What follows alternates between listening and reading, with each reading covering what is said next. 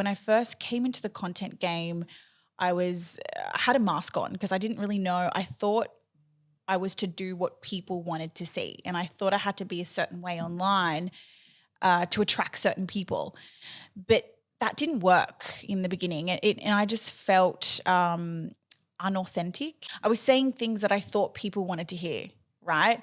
And I think it was maybe like 4 months into it, I was like, I have to do this differently because I feel like it's a chore and I feel as though it's another job, and I want to love what I put out. I want to love doing content. So I started to just show up online as myself, and I started to be authentic. I started to be really vulnerable and telling people, a part of my story and who I am, and that worked. Yeah, you got I saw your post like that. You got major traction on those posts. Authenticity, yeah.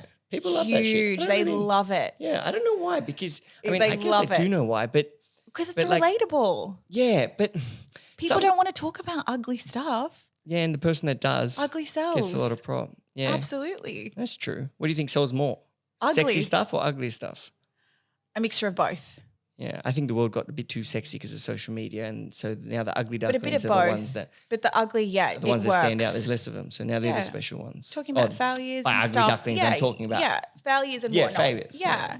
Okay, so you specialize in creating content that brings out the authentic side of, I guess, your client in order to build them a personal brand, or is that just for you? You do that for? So our niche is still digital tech. Like we play in that realm. We don't go out to construction clients or any of that. We just create content for tech. And is it content for the business or content for the business, owner not and personal for their brand? No, That's for the business. So we can, I guess, we can create content, but it has to be molded into the business. I'm not a personal brand expert. I mean, I do personal branding, but it's not what I'm going to sell. All right. Well, then let's talk about the personal brand. Because you didn't always have one.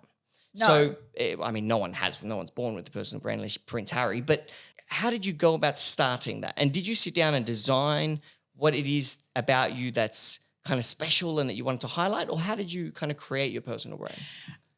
I just felt that I needed to do something differently to other women in business. And please don't take this the wrong way, but I feel as though a lot of women in business or influence or whatever they're doing in their realm use other tools that they have to create influence. Their appearance, women tend to use that forward versus other things. I'm not saying all women. No, I get what you mean. saying, this tends to happen because sex sells and they think sex sells. So I was like, I need to do something a little bit different and just be authentic and talk to people about who I truly am and what I want to do. And that's what I did, and it worked. And people praised me for it, and they were like, nobody would jump online and talk about that. So I just want to thank you.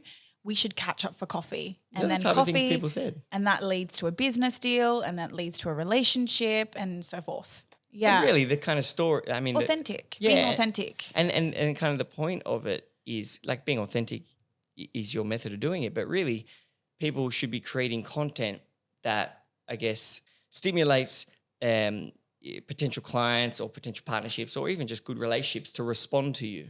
Yes. That's really you're looking for a positive response. Correct. I got poached by one of their business partners from another company. We had coffee.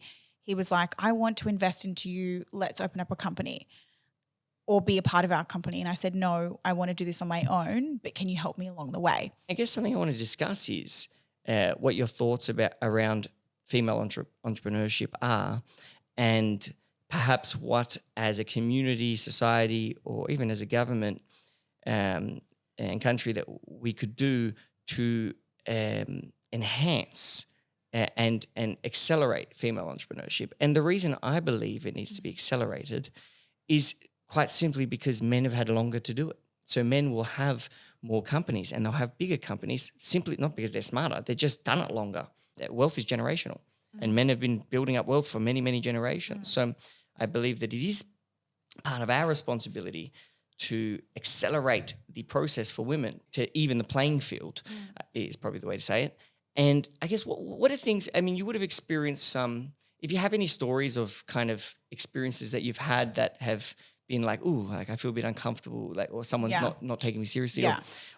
And what are things that perhaps you think we should do as a society, or we could change, that could stimulate and encourage more Women. women to more women to get into business and to not listen to naysayers and things like that? I think this topic is really sensitive. I get asked this question a lot, and I don't really have an answer, because I think women are equal to men in business, if I'm honest. Like, I don't see women different to men. I think women are emotional creatures, and they're much more nurturing, which is why it could stop them in some ways to get where they want to be, whereas men are just fearless. Like, I feel like they just get out and do it, and they don't really give a shit as much as women.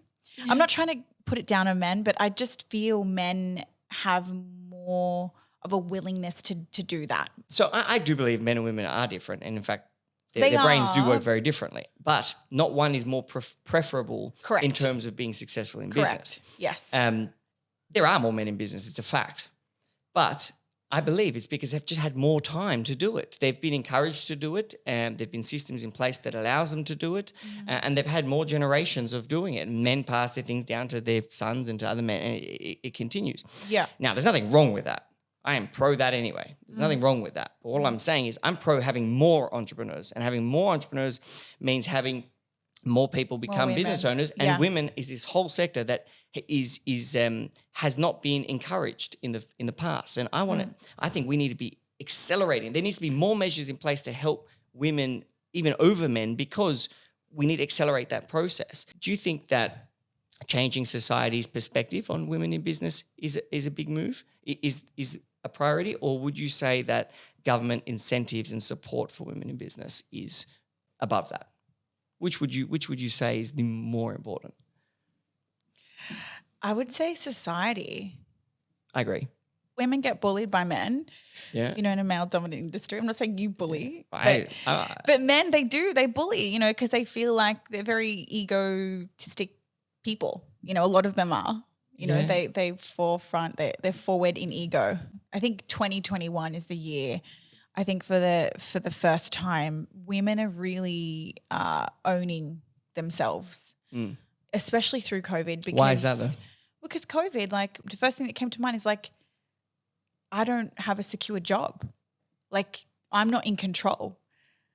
What am I going to do to be in control? Start a business, right? Oh, that's true. I didn't think about that. Start a business. The first thing that came to mind is I'm not in control.